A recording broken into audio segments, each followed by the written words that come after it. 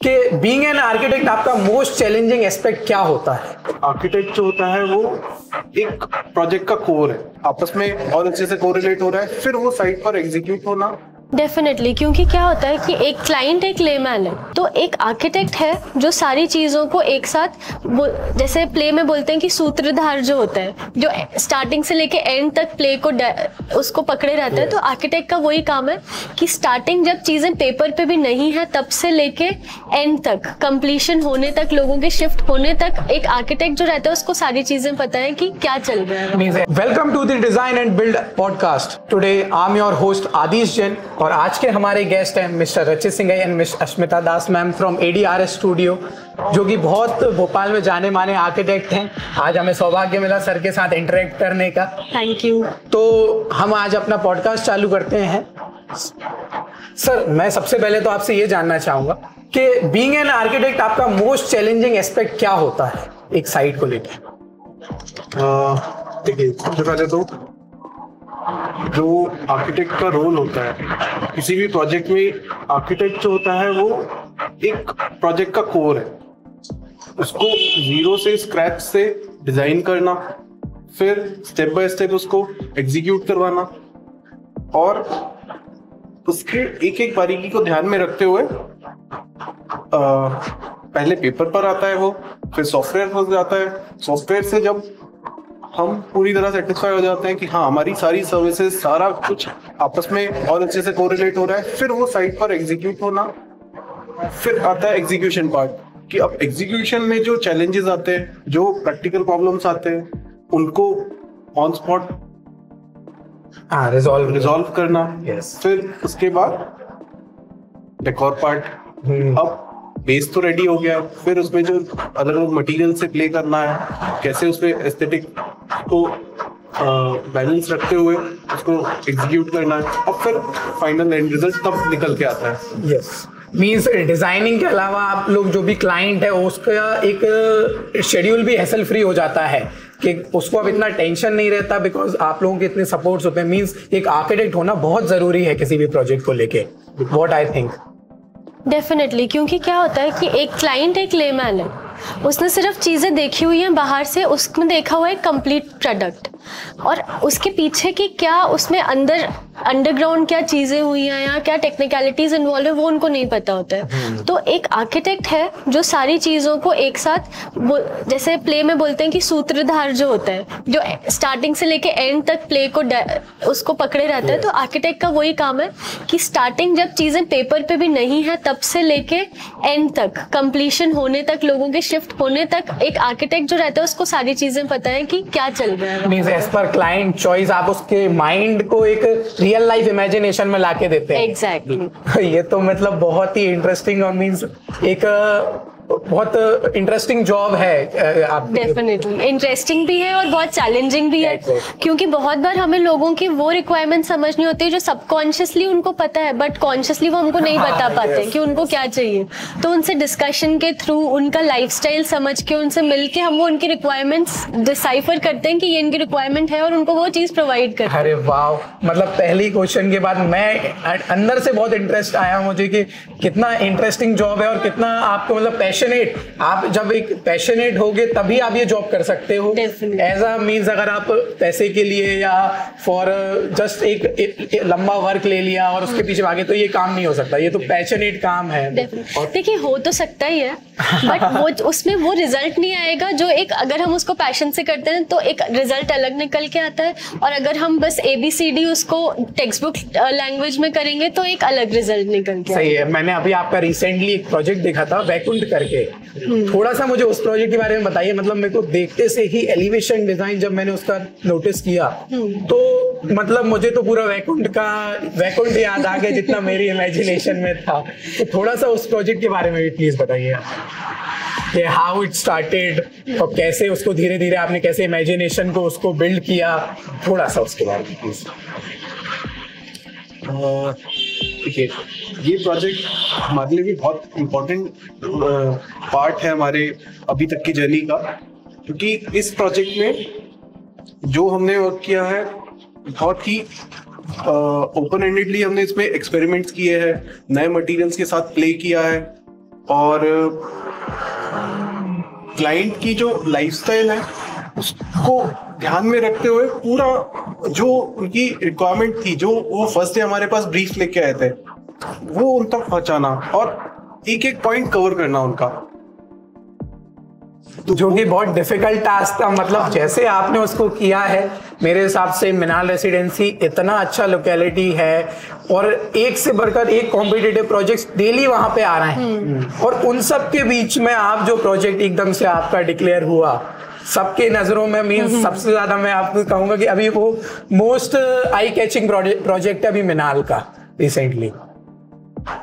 Thank you so much. इसके elevation का अगर हम बात करें तो हमने इसमें सबसे पहले ये ट्राई किया है कि it should not look like a box, it is a house, so it is suppose to look like a house.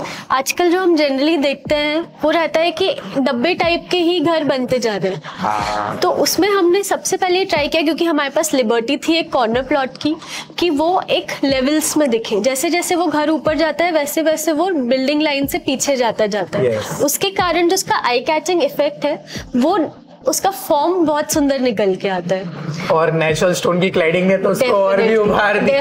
Definitely natural stone की क्लैडिंग उस पूरे फॉर्म को एक टाई कर देती है आपस में। यस, टाई कर देती है। और जो उस प्रोजेक्ट, वो जो नेचुरल स्टोन क्लैडिंग को जो हमने लाइट के साथ मर्ज किया, जो उसमें हमने लाइट इफेक्ट्स दिए हैं, उससे ओवरऑल जो एम्बियंस आता है वो बहुत अच्छा एंड रिजल्ट में मिला है। वो मीन्स दिख रहा है उसमें कि आप लोगों ने जो उसमें मेहनत की है, जो इनोवेशंस आप लाके दिए हैं, वो उसमें बखूबी दिख रहे हैं। जब वो प्रोजेक्ट में, मीन्स अभी जब मैं रिसेंटली शूट करने गया तो जब तक मैंने वीडियो बना रहा था एटलीस्ट 7 से 8 लोग उसी बीच में आके जो भी उससे पास हो रहे थे, वो लोग रुक के कहीं ना कहीं फोटो खींच रहे थे या डिस्कशन कर रहे थे, यार ये कितना अच्छा बंगला। मीन्स उसमें आपकी मेहनत बहुत ही बिल्कुल अच्छे साफ दिख रही है कि आपने बहुत अच्छे इनोवेशंस किए हैं उसमें। हम लोगों के लिए मोटिवेशन यही है कि जो हम मेहनत कर रहे हैं वो दिख के आए। हाँ, यस। अच्छा, मैंने आपके प्रोजेक्ट का तो आइडिया ले लिया। एक छोटा सा, मैं पता नहीं, एक अंदर से मुझे इंटरेस्ट है, मैं ये जानना चाहता हूँ कि कैसे आप एक आर्किटेक्ट, मींस कैसे आपने चूज किया कि नहीं इस फील्ड में आपको काम करना है, और कितना समय आपको हो गया ये करते हुए? देखिए, मेरा ऐसा था कि मुझे आर्किटेक्चर का कोई नॉलेज नहीं था पहले से। जब मेरा स्कूल था, स्कूलिंग में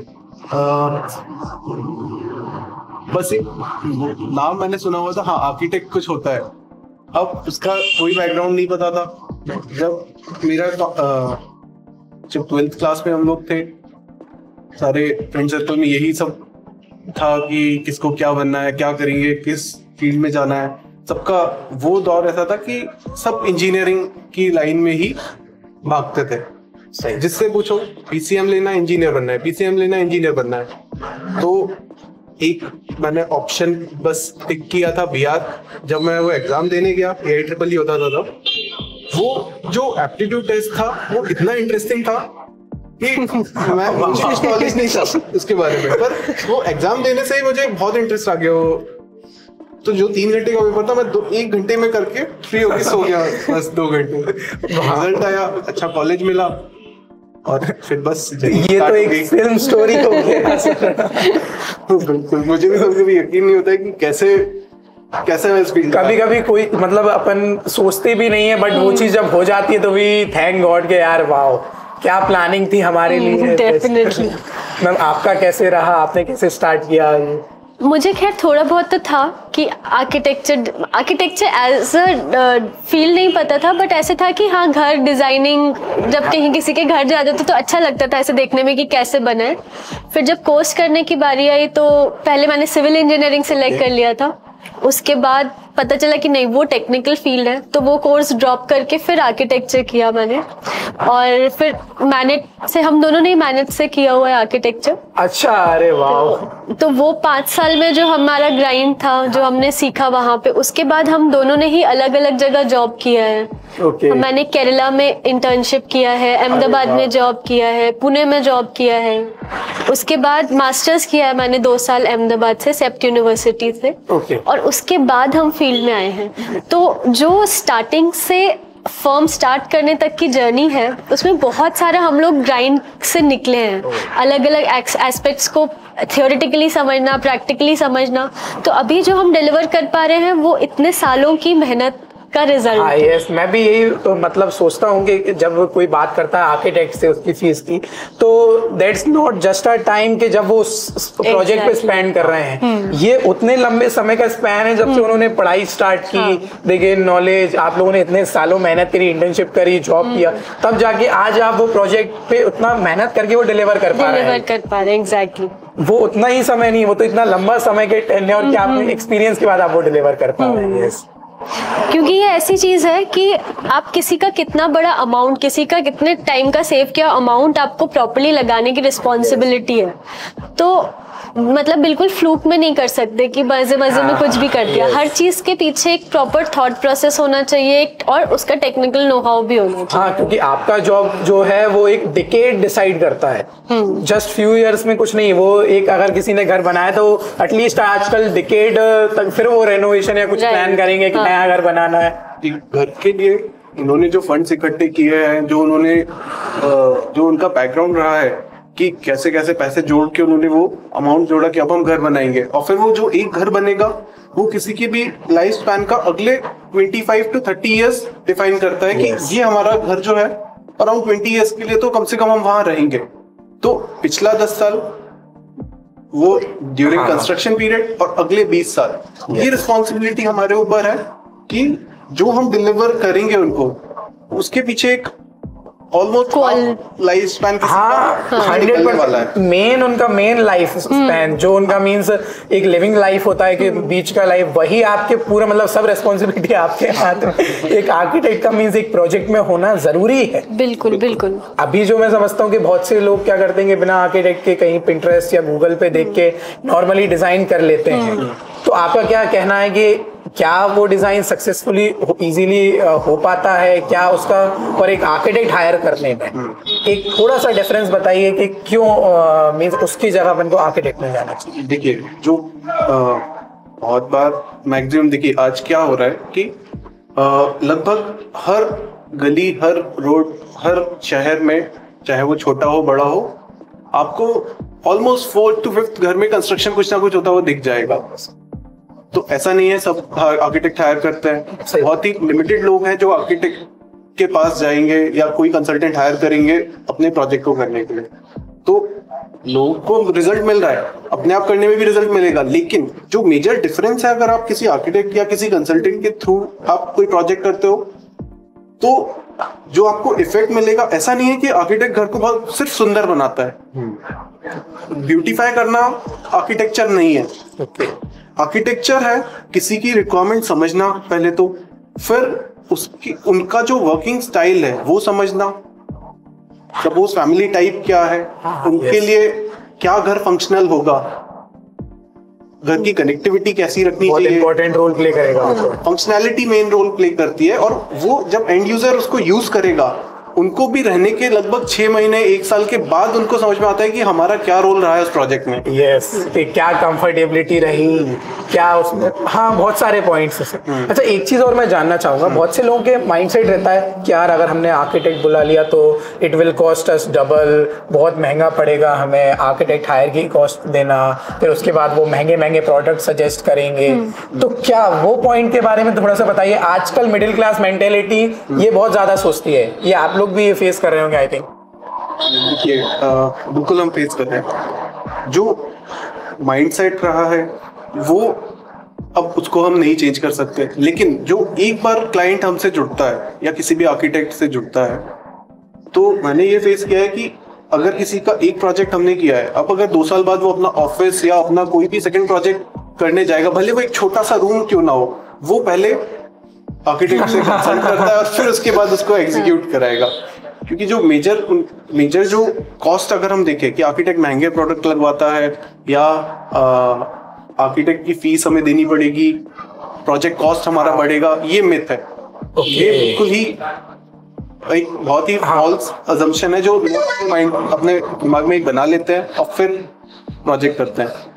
अगर किसी चीज को बनाने में 1 रुपए लगना है तो ऐसा नहीं है आर्किटेक्ट से बनवाएंगे तो वो 2 रुपए में वो चीज बनेगी, लगेगा 1 रुपए ही, पर जो 1 रुपए की वर्थ है वो उसको पूरी मिलेगी, क्योंकि हम उसके पीछे की सारी जो हमारी मेहनत है, हमारे जो इतने एक्सपीरियंसेस रहे हैं, उसको हम लेते हुए डिजाइन करेंगे, डिलीवर करेंगे, तो जो चीज मिलेगी उनको वो बहुत ही रिफाइंड और पर्सनलाइज्ड मिलेगी।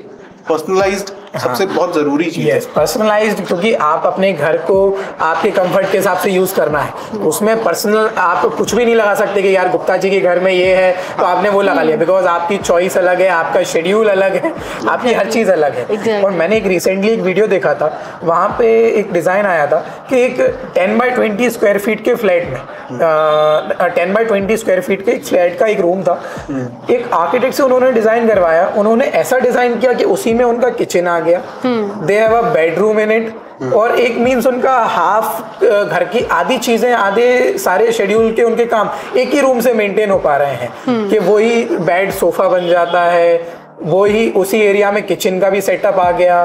तो मीन्स मैंने तब समझा कि नहीं, आर्किटेक्चर अगर हम हायर करेंगे तो हमारा काम बहुत इजी हो जाएगा, हमारी जो डे टू डे लाइफस्टाइल है उसमें भी बहुत इजीनेस आ जाएगी।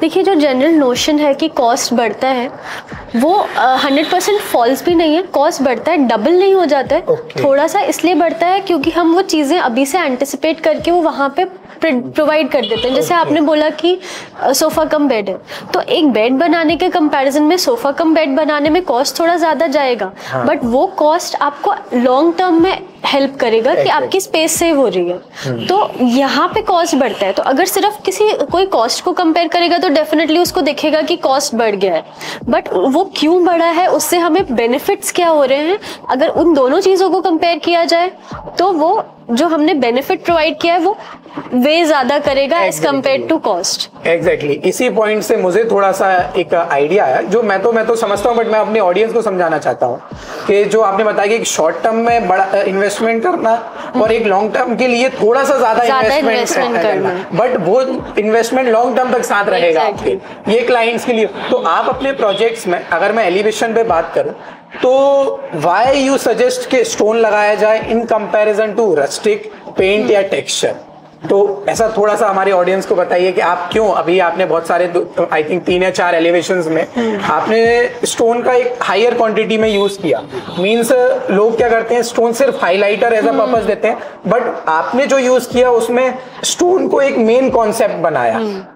तो थोड़ा सा हमारे ऑडियंस को उसका फायदा भी बताइए कि क्या फायदा जो आपने अभी पॉइंट दिया था। देखिए, कंस्ट्रक्शन मटेरियल्स जो है वो रोज मार्केट में नए मटेरियल्स आते हैं और आउटडेट हो जाते हैं, पर स्टोन ऐसा है कि जब से कंस्ट्रक्शन या किसी ने भी केव से लेके फोर्ट से लेके जैसे जैसे हमारी लाइफस्टाइल चेंज हुई है, स्टोन हमेशा से ही उसका एक बहुत अच्छा पार्ट रहा है। उसका यूजेज चेंज हो गया है कि उसको किस तरीके से यूज कर रहे हैं, और आज भी वो यूज में है क्योंकि वो उसके बेनिफिट्स हैं। हाँ, एग्जैक्टली। अब एस्थेटिकली जो उसके नेचुरल टेक्सचर्स होते हैं, इफेक्ट्स होते हैं, कलर वेरिएशंस होते हैं, वो तो अपना एक प्लस पॉइंट है ही, प्लस जो उसके साइलेंट बेनिफिट्स है, जो क्लाइमेटिक इफेक्ट्स हैं, वो हीट रोकेगा, फिर सीडन में फायदा देगा, आपकी दीवार पे कभी सीडन नहीं आएगा, प्लस ऑब्वियसली आपकी हीट रोक के अंदर आपको टेम्परेचर रेगुलेशन में मदद करेगा। पहले के एंशिएंट महलों में सब जगह पत्थर इसलिए था क्योंकि पहले एसी या कुछ भी नहीं चलता था।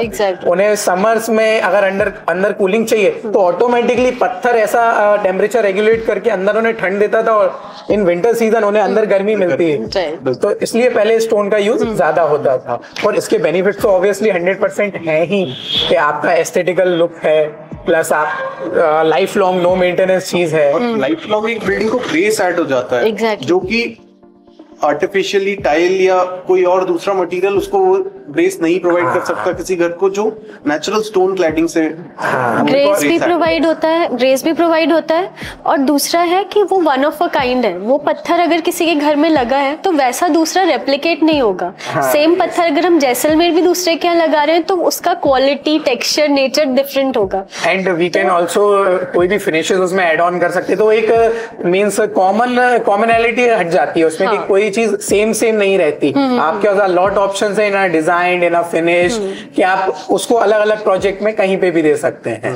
और आजकल जो ब्यूटी है स्टोन की कि सिर्फ पहले होता था कि स्ट्रेट स्लैब्स लग रहे हैं, आजकल उसमें इतने सारे ऑप्शंस आने लगे, इतने फिनिशेस आने लगे कि it's a pleasure to use stone. बहुत ही मजा आता है उसको यूज करने में और वो बहुत ग्रेसफुल लगता है घर उसके है। और मैं भी अभी देख रहा हूँ कि अभी के रिसेंटली ट्रेंड के हिसाब से जितने भी नए आर्किटेक्चर्स हो रहे हैं, नए नए बिल्डिंग्स हैं, स्कूल्स कॉलेजेस बन रहे हैं, सब जगह स्टोन का यूजेज बिल्कुल बदल गया है। बिकॉज अपने यहाँ इतना गर्मी पड़ने लगी है कि आर्किटेक्ट्स लोग ज्यादा अब स्टोन पे ध्यान देने लगे हैं।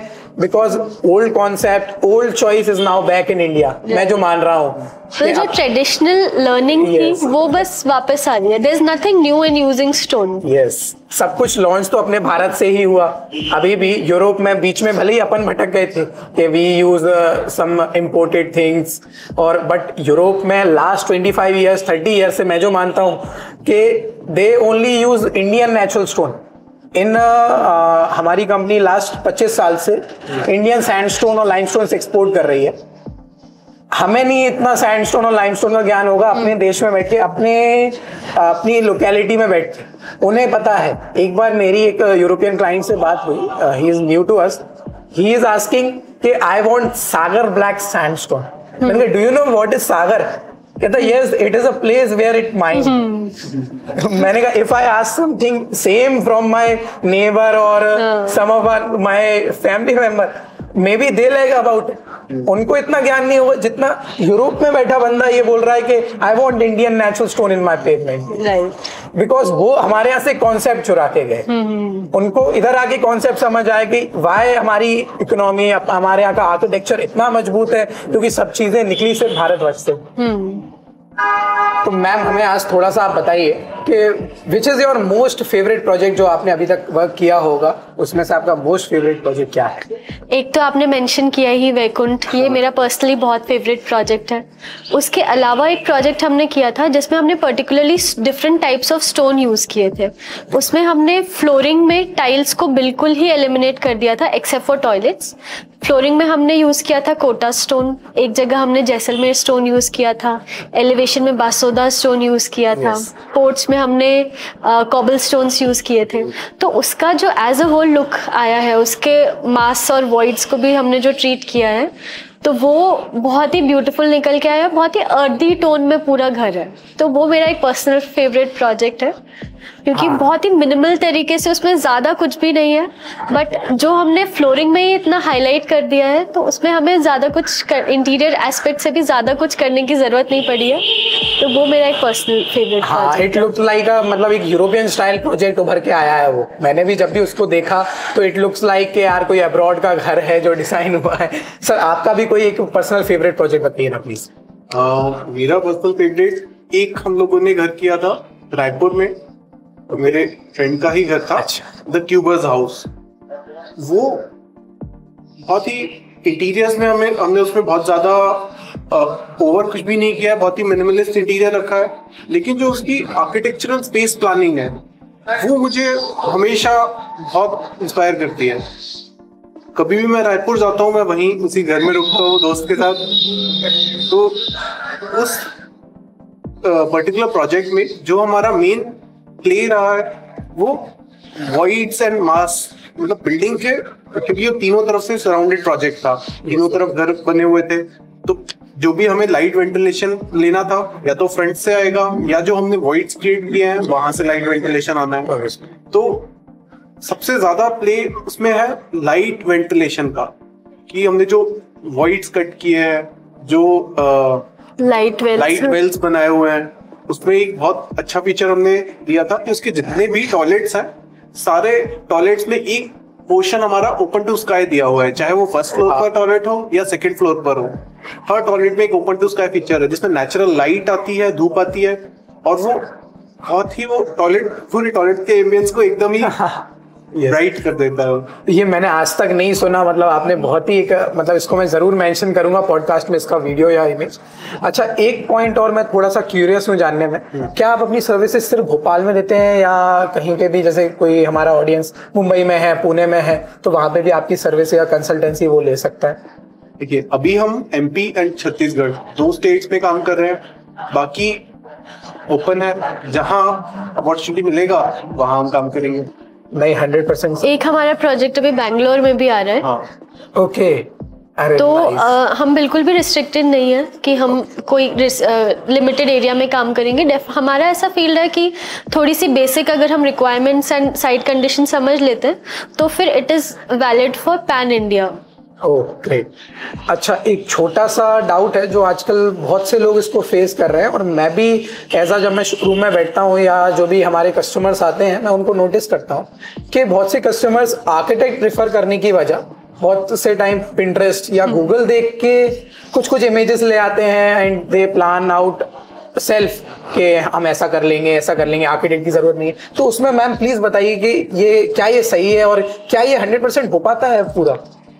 देखिए कैसा है, जब हम कोई गूगल इमेज देखते हैं तो सबसे गूगल इमेज या पिंटरेस्ट या जो भी एक नेट पे इतनी इन्फॉर्मेशन है, हमको इमेज देखते हैं तो सबसे पहला तो ये पॉइंट रहता है कि ज़रूरी नहीं है कि वो इमेज कोई एक्चुअल रियल साइट की हो। सबसे पहला रहता है कि वो इमेज अपने आप में ही प्रोसेस्ड इमेज है, तो आपको उसका एज इट इज़ रिजल्ट तो बहुत मुश्किल है कि मिल पाए। दूसरी चीज़ रहती है कि हम एक वॉल का इमेज देख रहे हैं लेकिन हमारे पास घर में 4 वॉल्स है, सीलिंग है और फ्लोर भी है।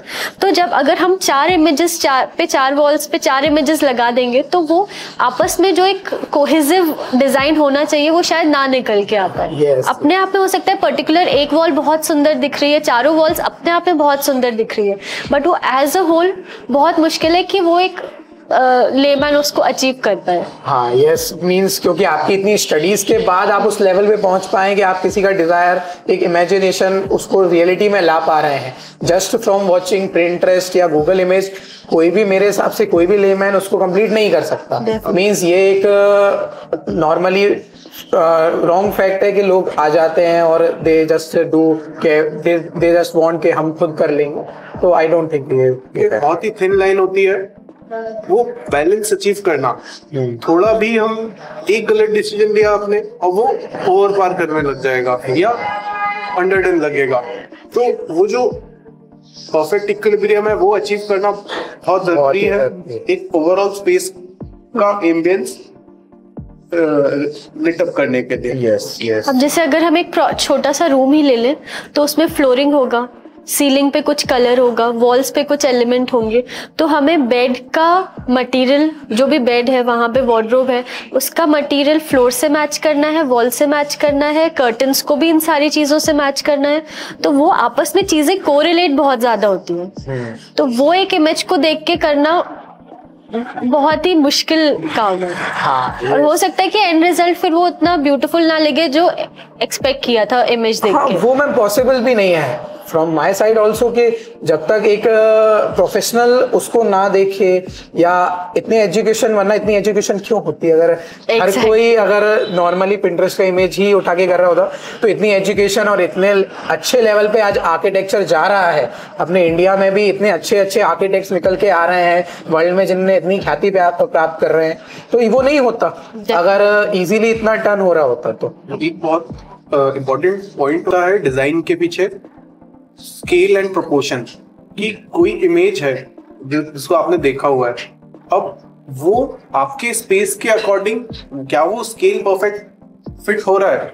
हो सकता है आपका स्पेस ज्यादा बड़ा हो और वो इमेज आपको बहुत ही श्रिंक दिखे, बनने के बाद वो बहुत ही छोटा एलिमेंट दिखे। हो सकता है वो आपका स्पेस छोटा है लेकिन आपने कोई बहुत ही एनलार्ज थोड़ा जायंट डिजाइन आपने वहां पर प्लेस कर दिया है, ओवर पार करने लग जाए। तो जो स्केल प्रोपोर्शन का बैलेंस है वो भी बहुत बड़ा रोल प्ले करता है डिजाइन को किसी भी रूम या फिर किसी भी एक स्पेस को एनहांस करने के लिए। ओके नहीं, आपका एक्सपीरियंस जान के मुझे भी बहुत अच्छा लगा और एक नया एक्सपीरियंस मुझे इनसाइडर एक वो मिला कि क्या एक आर्किटेक्ट के बेस क्या होता है, कैसे वो खड़े होते हैं। और हमारी ऑडियंस भी, I think this is the first time कि किसी आर्किटेक्ट ने इतनी चीज़ें क्लियर की कि कैसे हाउ इट स्टार्टेड, कैसे उनकी जर्नी रही। बिकॉज ये हमारे लिए एक लाइफ चेंजिंग पॉइंट हो सकता है कि हाउ एवरीथिंग इज गोइंग, कैसे स्टार्ट हुआ, कैसे चल रहा है, या आगे आपने कैसे कितने अच्छे लेवल पे स्केल किया, आपने कैसे कैसे प्रोजेक्ट्स किए।